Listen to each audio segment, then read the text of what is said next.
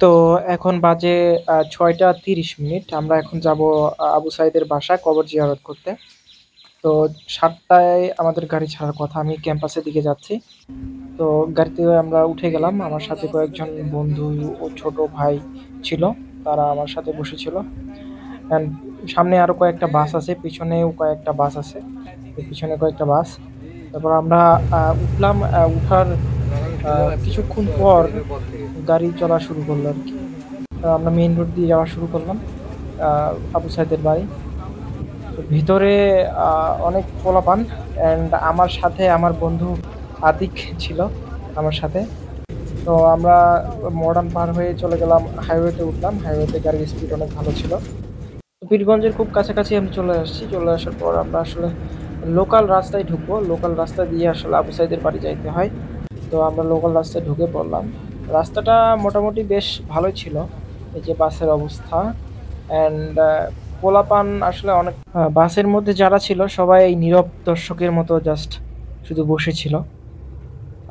যাইতে যাইতে দেখেন রাস্তার দুই পাশে কৃষকরা কাজ করতেছে, কি সুন্দর একটা দৃশ্য।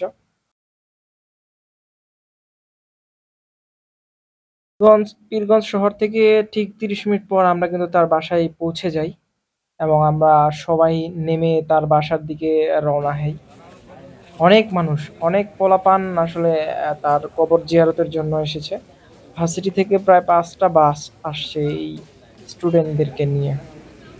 তো তার কবরের ঠিক কিছু দূরে আমাদেরকে আটকে দেওয়া হয়। আমাদেরকে যাইতে দিচ্ছিল না, কারণ আজকে যেহেতু ডক্টর মোহাম্মদ ইউনূস স্যার ওখানে আসবে জিয়ারত করতে, তার ফ্যামিলির সাথে দেখা করতে, ওই জন্য আমাদেরকে যেতে দিচ্ছিল না। তাদের একটা প্রোটোকলের ব্যবস্থা ছিল। মানে পরে অনেকক্ষণ রিকোয়েস্ট করা হইলো। রিকোয়েস্ট করার পর ওনারা কার সাথে জানি কথা বললো। কথা বলার পর আমাদেরকে আসলে ভিতরে যাইতে দিল। তো দূর থেকে আমি আবু সাইদের কবরটা জুম করে দেখার চেষ্টা করতেছিলাম। ওই যে ছেলেটা দাঁড়ায় আছে ওইখানে হচ্ছে ওর কবর।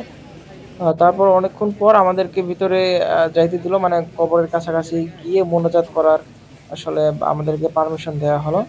তারপর আমরা গেলাম। দেখছেন কি পরিমাণ পোলাপান আসছে এবং আগে থেকেই অনেক মানুষ এবং কড়া নিরাপত্তার মধ্য দিয়ে ওই জায়গাটা ছিল আসলে। এই যে আমার সামনে, আমি আর ভিতরে আগাইতে পারতেছিলাম না। এই যে এটাই হচ্ছে আবু সাইদের সমাধিস্থল। তো এখানে ওই যে ওই পাশে মিডিয়ার ভাইরা দাঁড়িয়ে আছেন এবং আর্মি আর ভেতরে আমাদেরকে যেতে দিচ্ছিল না। তো আমরা এখানে থাকলাম, কিছুক্ষণ থাকার পর মোনাজাত করলাম। মোনাজাত করার পর আসলে আমরা আবার ক্যাম্পাসের দিকে রওনা দিলাম। যে এইখানে দেখেন লেখা আছে যে অন্তর্বর্তীকালীন সরকারের প্রধান উপদেষ্টা ডক্টর মোহাম্মদ ইউনূস স্যার এখানে আসবেন, এসে পরিবারের সাথে দেখা করবেন তার। তারপর অনেকক্ষণ পর ওই যে দেখেন আবু সাইদের বাবা কথা বলতেছেন এখানে। তো উনি অনেক কান্না করতেছিলেন এখানে। তো আমরা তারপর আসলে বেশিক্ষণ না থেকে আমরা ক্যাম্পাসের দিকে রওনা দিই। এলাকার মানুষজন অনেক আমাদেরকে দেখতেছে। তো অবশেষে আমরা আসলে ক্যাম্পাসের দিকে রওনা দিলাম। এই ছিল আজকের আসলে আমাদের যাত্রা।